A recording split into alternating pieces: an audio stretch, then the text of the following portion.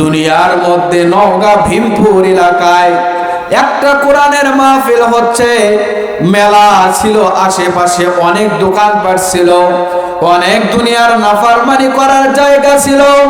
আমার এই যুবক বান্দা, আমার এই গোলাম, আমার মহাব্বতে, আমার প্রিয় রাসূলের মহাব্বতে দুনিয়ার কোন জায়গায় সে দাঁড়াইতে পারে নাই।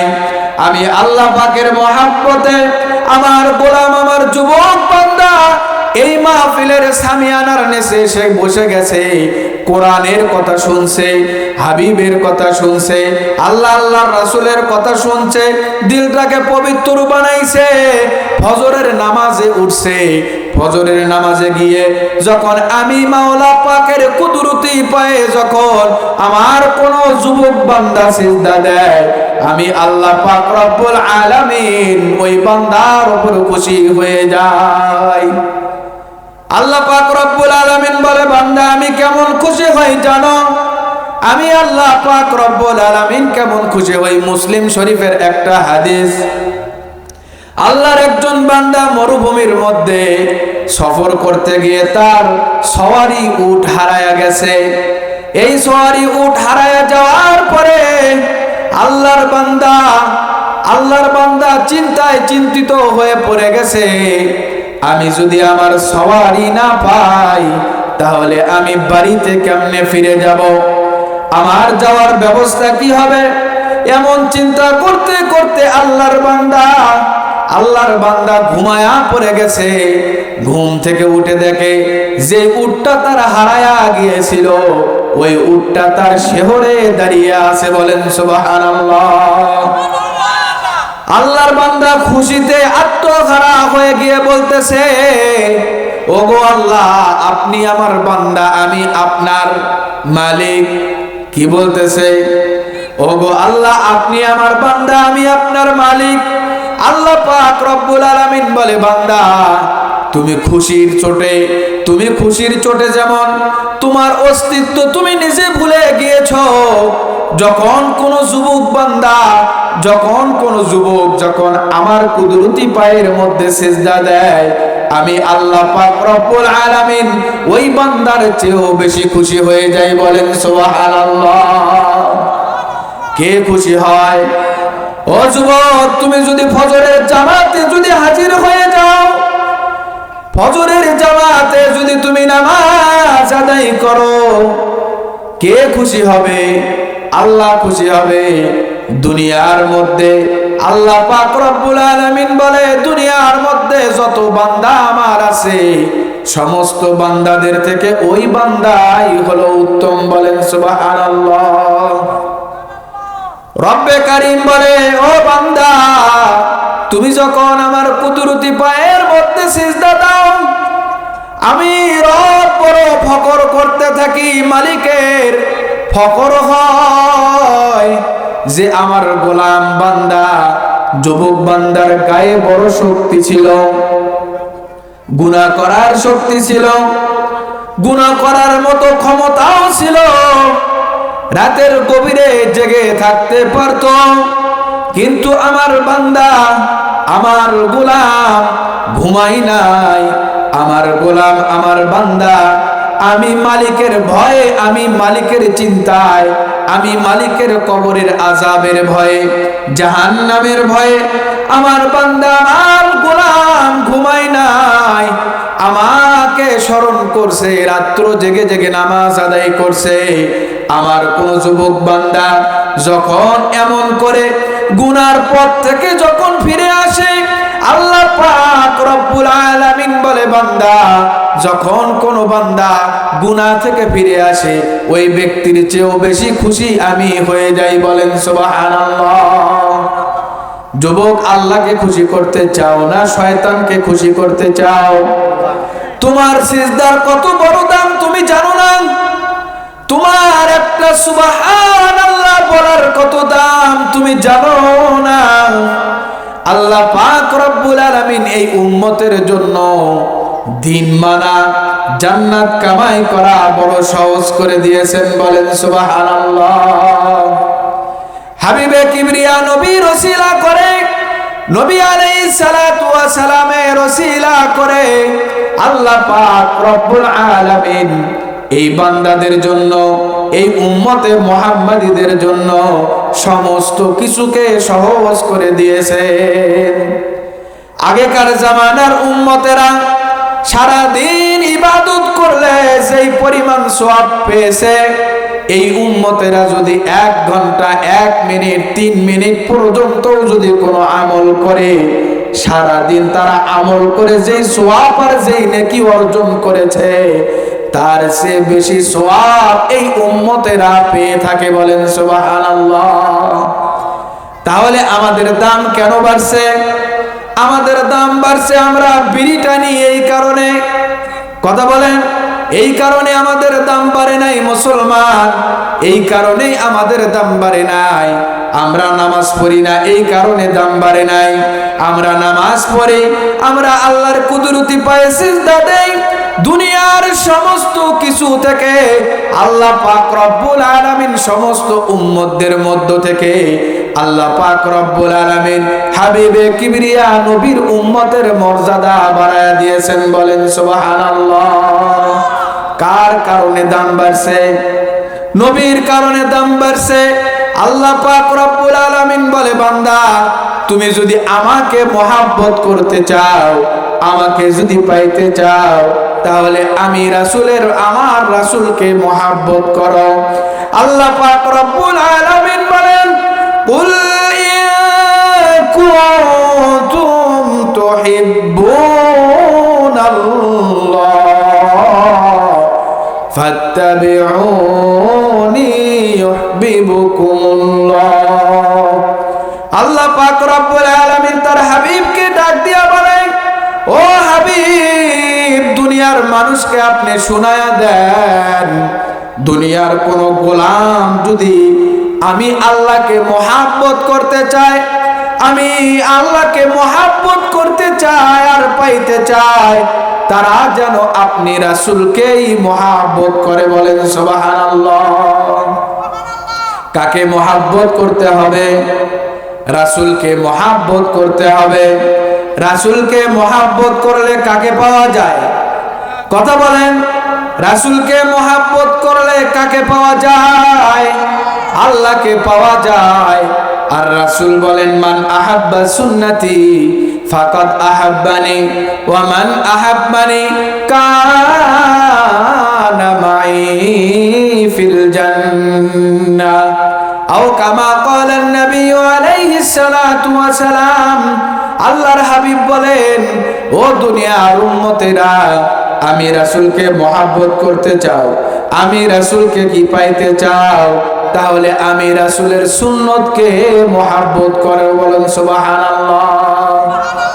রাসূলের সুন্নতকে মহব্বত যে ব্যক্তি করবে, যেই ব্যক্তি রাসূলের সুন্নতকে মহব্বত করবে, যে ব্যক্তি রাসূলের আদর্শ নিজের জীবনে বাস্তবায়ন করবে, আল্লাহ রাসূল সাল্লাল্লাহু আলাইহি ওয়াসাল্লাম বলেন, ওই ব্যক্তি আমার খাঁটি উম্মত। বলেন সুবহানাল্লাহ।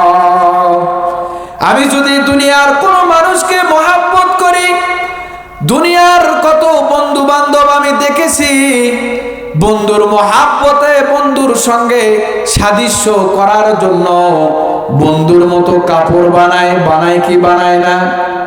কোন দলকে মহব্বত করে, আর্জেন্টিনাকে মহব্বত করে, আর্জেন্টিনার পতাকা বাড়ির মধ্যে লটকায় রাখে। কথা বলেন ঠিক কি ঠিক না?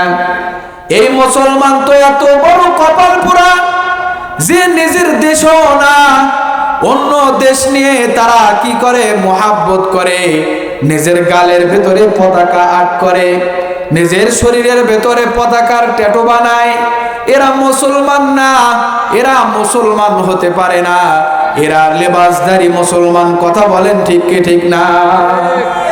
রাসূলের মহব্বত যদি কোনো মানুষের দিলের ভেতরে থাকে, আল্লাহ পাক রব্বুল আলামিন বলে, ও বান্দা, আমার হাবিবকে যত মহব্বত করবে, আমি আল্লাহর তত নিকটবর্তী হয়ে যাবে। বলেন সুবহানাল্লাহ। কাকে মহব্বত করতে হবে? রাসূলকে মহব্বত করতে হবে। রাসূল কাকে মহব্বত করতে বলেন?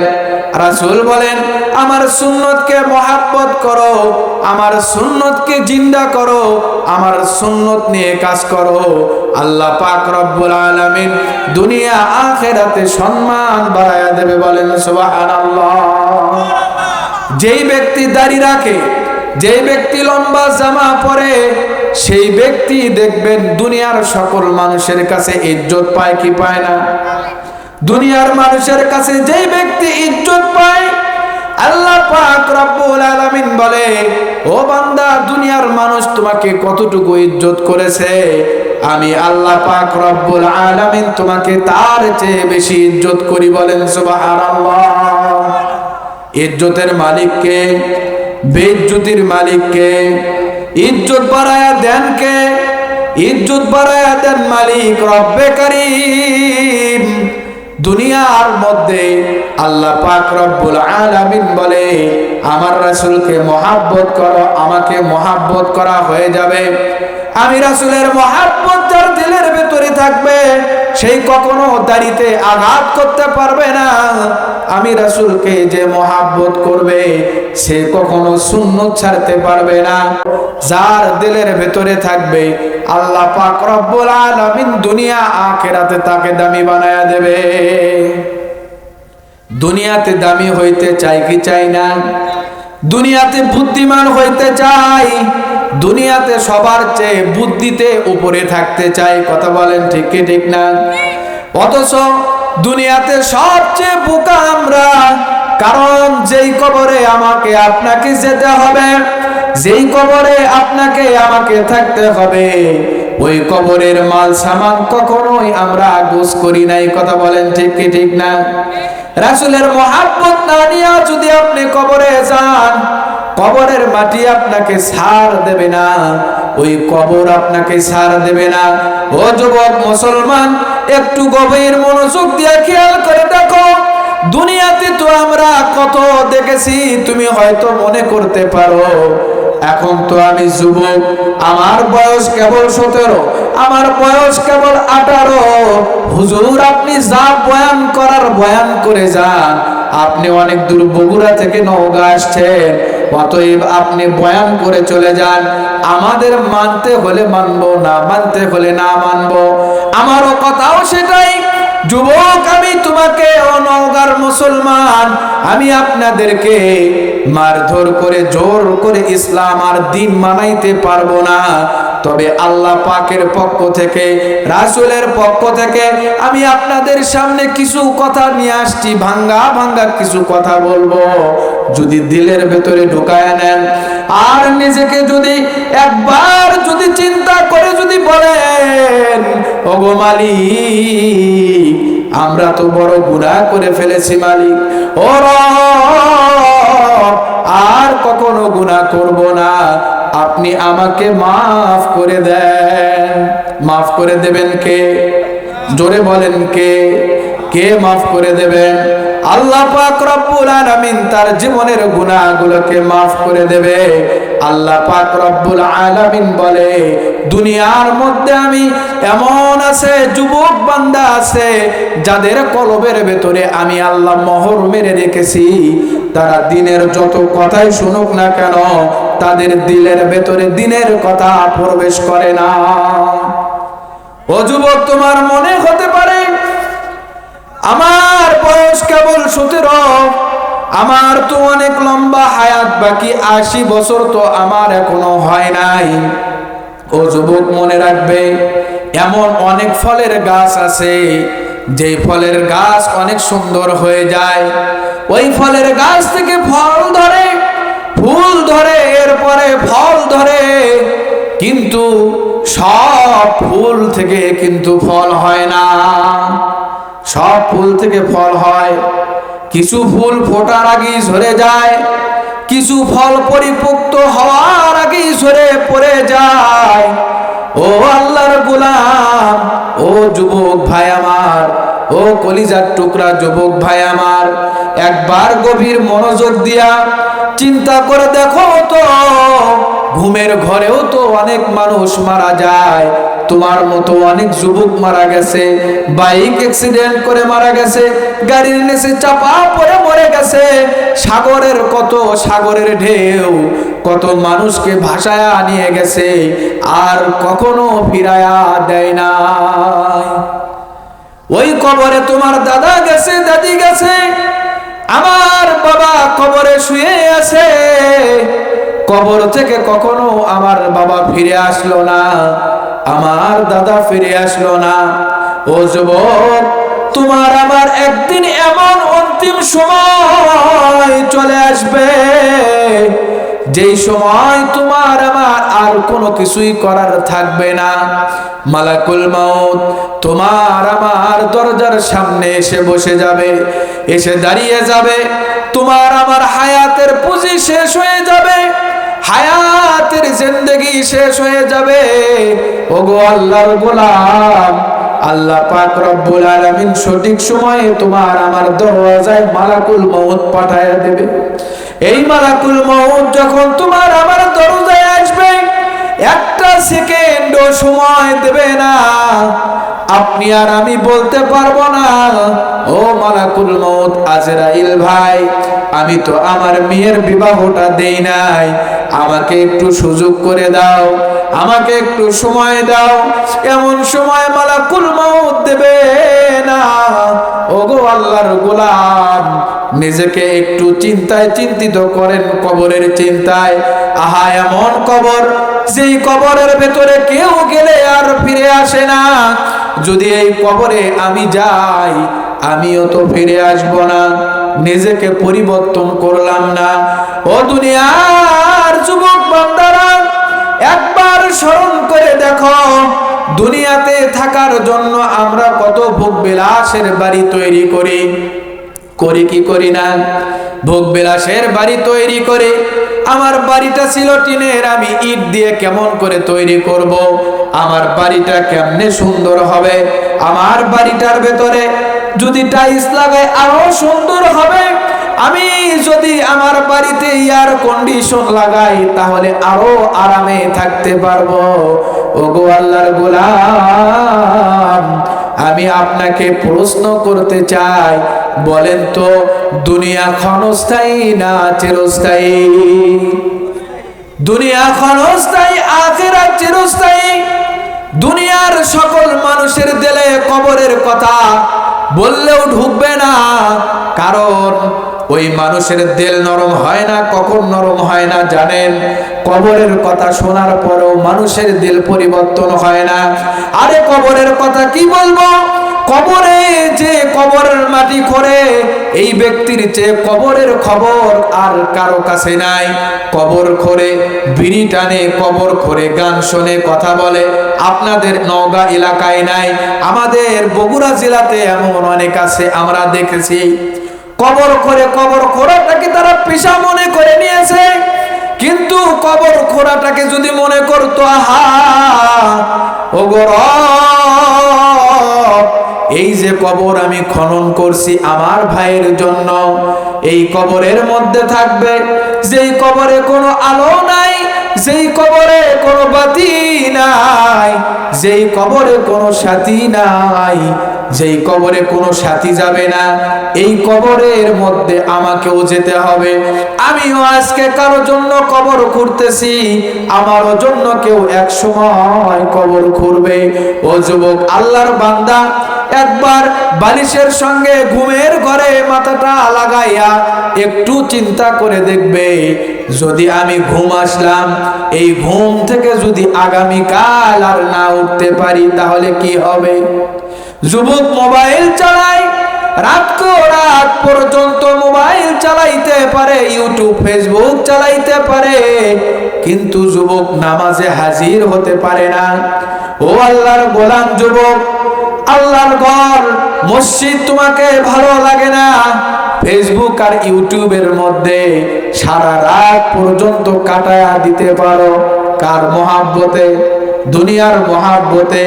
দুনিয়া তোমাকে পেয়ে বসেছে, যার কারণে তোমার দিলের ভেতরে আল্লাহ পাক রব্বুল আলামিন হিদায়াত রাখে না। একবার চিন্তা করো, তুমি আমি গুনাহ করি কি করি না? আমি গুনাহ করি কি করি না? আপনারা গুনাহ নাও করতে পারেন, আমি যেহেতু আল্লাহর বান্দা, আমার মাধ্যমে গুনাহ হয়। আর আমি রবের কাছে বলি, আমি আমার কথা বলছি, আমি আল্লাহর কাছে বলি, ও গো রব, গুনাহ করা অবস্থায় তুমি আমাকে মওত দিও না। গুনাহ করা অবস্থায় তুমি আমাকে মওত দিও না, অন্তত তওবা আর ইস্তেগফার করার সুযোগ করে দিও। ও যুবক, তুমি গুনাহ করতে করতে ঘুমায়া গেছো। গুনাহ করতে করতে যখন তুমি ঘুমায়া যাও, এমন তো অবস্থায় যদি মালাকুল মাউত এসে হাজির হয়ে যায়, ও যুবক, একবার চিন্তা করে দেখো, তোমার আমার মওত যদি এমন সময় হয়ে যায়, মালাকুল মউত যদি তোমার আমার সামনে এসে হাজির হয়ে যাবে, তোমার আমার জানটা টান মেরে বের করে নিয়ে যাবে। টান মেরে যখন তোমার আমার রূহটাকে বের করবে, রূহটা বের হওয়ার পরে দুনিয়ার কোনো মানুষ চিনবে না, দুনিয়ার কোনো মানুষ তোমাকে নিয়ে আর ভাববে না, তোমার কথা ভুলে যাবে। দুনিয়ার সকল বন্ধু বান্ধব, তুমি যাদেরকে ছাড়া চলতে পারো না, তারা তোমাকে ভুলে যাবে। দুই একদিন তোমাকে মনে রাখবে, দুই একদিন পরে তোমাকে ঠিকই ভুলে যাবে। কথা বলেন ঠিক কি ঠিক না? এই জন্য দুনিয়ার বন্ধুর কোনো দাম নাই। দুনিয়ার কোনো বন্ধু আমাকে জাহান্নামী থেকে বাঁচাইতে পারবে না। কিন্তু আমি যদি আমার রবকে বন্ধু বানায়া নেই, আমার মালিক রব্বে কারিমকে বন্ধু বানায়া নেই, তাহলে রব্বে কারিম আপনার আমার জন্য নাজাতের জারিয়া হয়ে যাবে। বলেন সুবহানাল্লাহ। আপনারা কি ঘুমায়া গেছেন? কথা বলেন, ঘুমায়া গেছেন? যদি বক্তার সঙ্গে কথা বলেন, তাহলে বক্তার ওয়াজ ভালো হবে। আর যদি বক্তার সঙ্গে হুহা না করেন, তাহলে কিন্তু ওয়াজ ভালো হবে না।